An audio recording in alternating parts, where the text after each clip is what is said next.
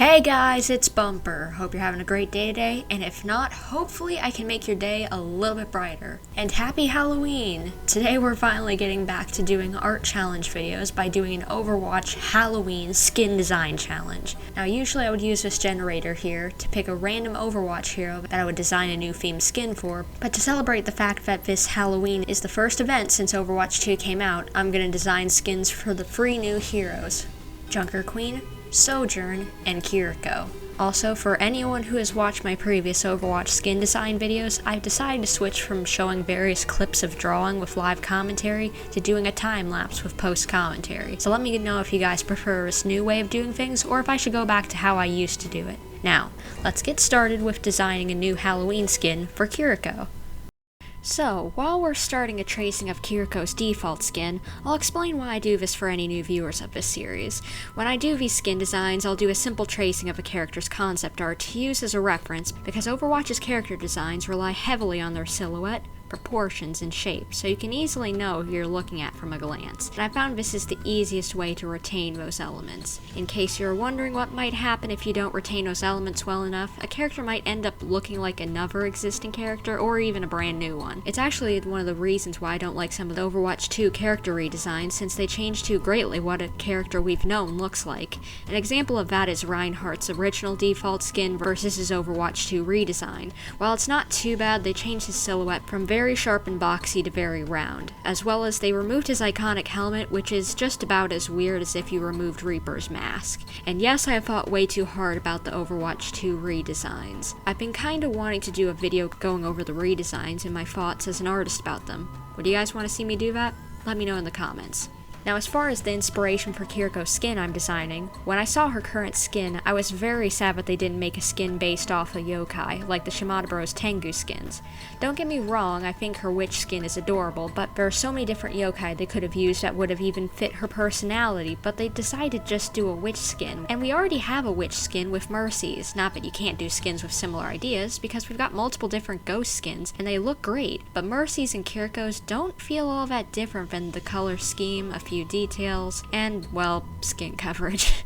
Anyway, getting back on track. I tried looking into some yokai that were on the kind and caring side with a bit of playfulness for inspiration. One obvious option was the kitsune. They are already part of her original motif, as well as they fit her personality perfectly. So I could have just made her skin a human kitsune hybrid, since some even had the ability to shapeshift into a human form. But I decided not to, since we already have exactly that idea in Diva Shinryong Halloween skin. I can't imagine any more perfect execution of a kitsune skin than Diva's, so I only decided to use kitsunes as inspiration for smaller details. After a bit more research, I found a yokai that piqued my interest. The Zashiki Warashi, also known as the Parlor Child. They are supposedly playful spirits of children that only ever children can see. They stay in people's houses and play with children, as well as bring fortune and prosperity to the family of the house. It's said that they play pranks that, while not harmful, might be slightly annoying, like leaving ash footprints on the floor, opening doors unexpectedly, and turning pillows over so people couldn't sleep.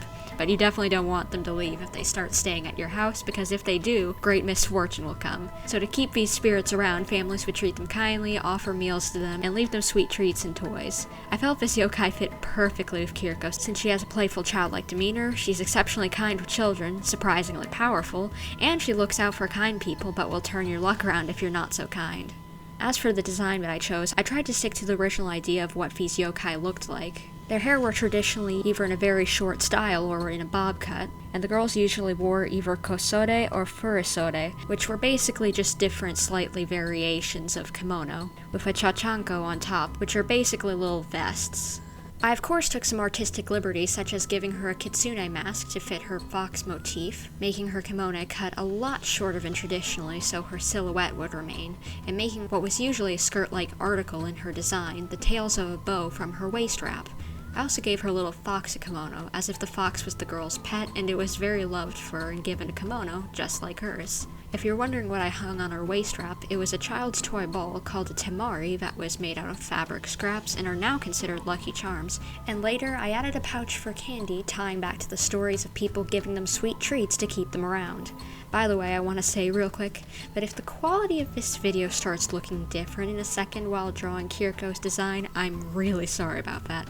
I recorded this design in 2 drawing sessions, and the second recording got corrupted. The only reason I'm still able to show it to you is that even though it wouldn't go into my editing software, it would still play in a media player, so I had to record my screen watching the corrupted video for 2 hours so that I could use it. Luckily, it all worked out, even if it ate up 2 extra hours of my time, which was crazy because I'm on a crunch trying to get this out on Halloween, because I've been busy, and I didn't actually plan on making this video until a few days ago, so yeah, long story short, this has been crazy. But to make up for everything that I've had to go through with this, if you guys are liking what you're seeing so far, please leave a like down below, because I need it after all this hecticness of running around like a chicken with my head cut off. Anyway, as for the color schemes that I went for Kiriko's design, I went for a pink, orange, and red design. I've seen traditional Japanese outfits for little girls that have this color scheme and look really good, so I thought it would fit her. I also made her vest red, since traditionally that was the color that it was in depictions of this yokai, as well as that it mentioned that these yokai had a red face, so I decided to give her ghostly appearance a bit more of a pinkish, rosy hue, because I thought bright red would be too bright, but rosiness kind of gives a warm feeling to it with Kiriko's kindness, but it still harkens back to the original idea of what these yokai looked like. During making this, I also had a lot of fun researching Japanese patterns that were on clothing, and apparently there's a lot more meanings behind some of them than you might expect. The ones that you'll see me use in this design are on the vest. I'll be using sakura blossoms as well as plum blossoms, and then on the waist strap I'll be using the asanoha pattern.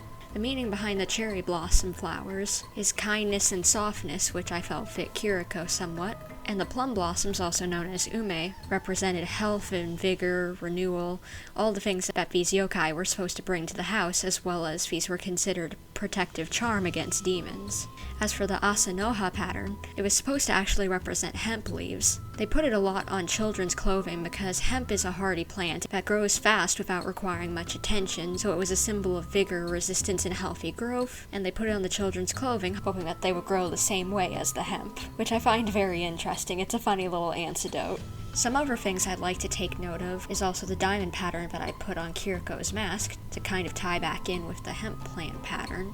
And I made her kunai wooden to look like a children's toy, you know, since I didn't think a child would be running around with a knife, not even a ghost child. And I also put the kanji for good fortune on her healing Ofuda because I thought it was very fitting, since, again, that's what these yokai brought to the houses that they were in.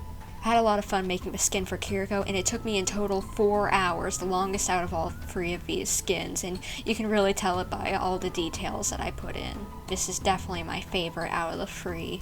And I know you're not supposed to lead with the best out of the things, but I really do think this is the best of the skins that I made. Maybe I'm not the best judge of that, since of course I love Japanese culture and anything to do with it is absolutely some of my favorite things. As well as Kiriko is one of my favorite of the new characters, like seriously, I love her character and I'm really happy that we got her. But this really is my favorite of the skins. It has so many wonderful details that tie together with the history of Japan and their culture and all sorts of things, and it's just really wonderful. I truly love this skin design that I came up with. But enough oogling over this one, since we spent a lot of time on this one, so let's move on to the next one, Junker Queen. When I tried coming up with an idea for Junker Queen skin, it took a long time, since I honestly have no problems with her execution or Halloween skin. It fits her character design and personality to a T. Plus, may I just say, I love that they kept the silhouette of her mohawk by putting an axe blade on her head. Makes me laugh every time I see it, if you couldn't tell. I can't say it seriously, it's so funny. Anyway, the first ideas I came up with were leaning a little bit too far into the medieval era Junkenstein-ish theme, where I just kept on shoving D&D roles onto her like a blacksmith or a hunter. While they weren't horrid ideas, they just weren't Halloween-y enough, if that's a word. Then I tried looking into some Australian myths, seeing if they had any cool creatures of legend, like the whole yokai thing, but the best things I was at least able to find were random creatures like koalas and cats mistaken for monsters in their history, as well as their own version of Bigfoot. I was so worried I wouldn't be able to come up with much of anything until I remembered some of last year's more monsterish Halloween skins, like Reinhardt's Drager skin, and something just clicked in my head with the D&D ideas again, specifically an orc. I know, it's not traditionally Halloween monster, but it's still a cool, big, hulking, mythical monster which would scare your pants off if you ran into it, so in my eyes, it fit the bill. So I gave her a little bit different of a hairstyle, of course, made her look like an orc, and added some more adventurous clothes that maybe you'd see an adventurer from an RPG wearing, like, covered in bandages, which I see a lot, adding some more braids to her hair. As I mentioned, I've changed her hairstyle, and changing her magnet gauntlet to be more of like one that you might find in a dungeon chest that's treasure that you can use to maybe increase your strength or something. I really tried to go with a bit of a grungy aesthetic, ripped up, shredded, rock and roll metal kind of look that Junker Queen always seems to have, because come on, it's Junker Queen. She's always got to have that punk style to her, even if she's in a more mythical setting. And if you're wondering any of my inspiration that I took for this, honestly, I've been getting into Critical Role a little bit, so I've definitely seen artwork of like the character, what's his name, Drax, I think, the one in the first campaign, the big dude, as well as the orc character that they have in, I think, in their second series or whatever you want to call it. I don't know the technical terms, I'm just starting to get into this stuff, okay? So those were definitely big influences, but as well, I definitely took inspiration from one of my childhood favorite Spider-Man villains, Kraven the Hunter. Yep, that's where that jacket and top idea came from. Because, yeah, that's pretty much exactly what I went for. And yes, I know I practically gave her Thanos' gauntlet the more that I look at this drawing, but look, you gotta work with what you got, so you do what you do, and you do what you gotta do, etc. But anyway, I honestly loved coming up with some of the pieces of ideas, like, okay, let's see, what would this character need for an adventure? They might need the bandages in these certain areas to keep from, chafing a certain area because there's belts from the machete that I put on her side. Or, okay, they might need a satchel on the side of their belt to carry all the loot that they're gonna get. Thinking about all the different little necessities, and it's one of my favorite things about fantasy-style drawings and fantasy-style characters and all sorts of things. I've been really getting into coming up with characters for, like, RPG games, because at some point I do want to make RPG games, but that'll be a while off, but I have a lot of fun just trying to think of all the utilitarian things. It's definitely my favorite part about these sorts of designs, that there isn't usually a lot of overdone things that are unnecessary. Usually almost everything has a purpose, and that's one of my favorite things about it. Not that I dislike things that don't have a purpose, like are more fashionable, but they always feel like in RPGs that every element has a purpose. But speaking of what we're seeing right now, oh my gosh, I loved doing the texturing of the armor, where it looks all grungy and greasy and just like weathered. It looks amazing, as well as doing the texturing on the fur, on the lining of her coat. It looks so fluffy, and I love this brush I came up with. It was just like a watercolor brush, and it works so beautifully. I wish I could get this on my tablet art software, because it looks wonderful. But anyway, I digress on my artist nerding out. My inner artist is showing, oh my gosh, what else would I be doing in an art-related video? Oh, but anyway, I also I'm really having a lot of fun coming up with these characters, and I hope you guys are too, because I really want to do more of these in the future. They're such just creative processes for me. They're letting me explore, testing out like how to do different elements, like the texturing that I was showing you that I was doing, like on the shoulder pads and the lever. I've never done that before, but it looks incredible, and I'm so glad it turned out the way it did. And I think this turned out pretty well for being a lot more of a spur-of-the-moment idea, because this one wasn't as thought out as the Kiriko skin, but it still turned out wonderfully. But now that we're done with Junker Queen's skin, we're gonna finally go on to Sojurn's. Now, Coming up with a skin for Sojurn was kind of a hard nut to crack.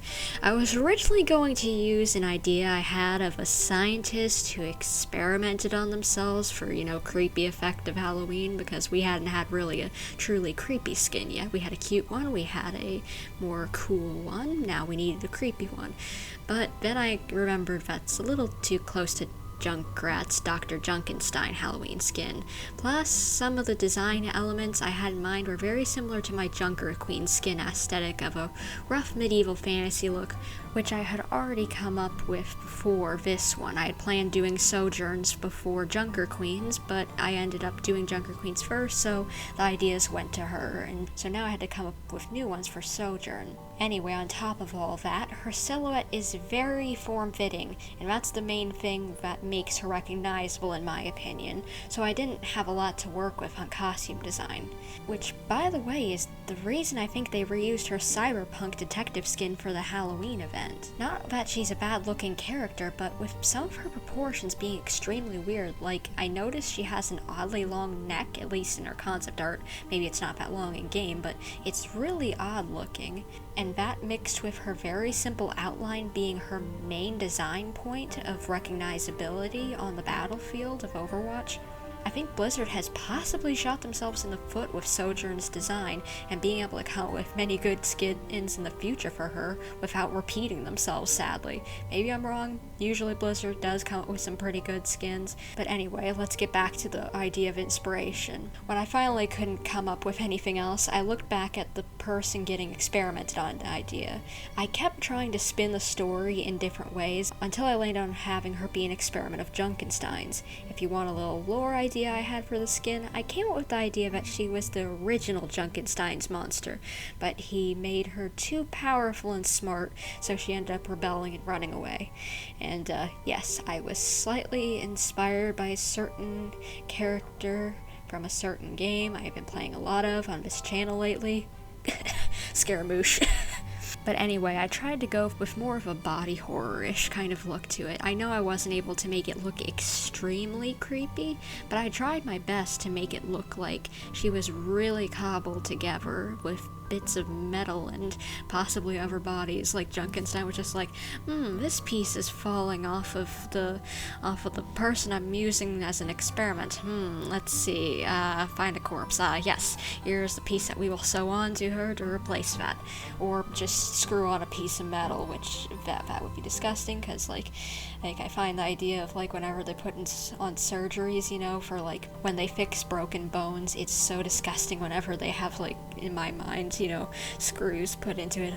Gives me the shivers. So just like, this was a good way of implementing things like that. As well as I had, like syringes sticking around the back of her arm, for like the different fluids that she might need. I tried my best to give her like a fried hair look, like they've revived her, kind of like a Junkenstein's monster thing, but a little different. And I tried to also make certain parts of her skin look like they're really just like decaying. And then also doing the electro area of the cannon, I was trying to make it look like a Tesla coil, which I don't know if that worked out perfectly, but hey, I think it looked good. I'm not the best at designing weapons, but it was a lot of fun. If you were wondering what I was doing here, I was at first trying to use white as my color for the decaying part, but then I tried blue and I felt that worked a lot better. A bluish gray felt a little bit more withered. And then I tried to add seams onto the area, some texturing onto where it was attached, so that it gave it a bit more of a lifelike, even kind of leathery feel of some dead skin. I feel like it turned out pretty well, since I kind of had to scrap my original idea, otherwise it would be a little too similar to Junker Queens, but this turned out really good, honestly. I wish I had a little bit more time to do this one, but it was 1 a.m. I think whenever I was finishing this up, and I wanted to sleep, and I didn't have much more time to work on it today because I needed to get this video out today, so this is where we are with the skin. I'm still pretty happy with the design, and I think it's got a little bit of heebie-jeebiness to it, and I feel like it's perfect for the Halloween season. But guys, what is your favorite skin? If you've made it this far, tell me in the comments down below. Oh, as you already know, mine is the Kiriko skin. I had a lot of fun with this. I know I've already said that a bunch, but I did have a lot of fun with this. And I'm definitely thinking about doing one for Christmas like I did last year. And I'm probably going to try and keep up with them unlike I did this year, because as soon as Lunar New Year rolled around, I forgot to actually do a skin design video.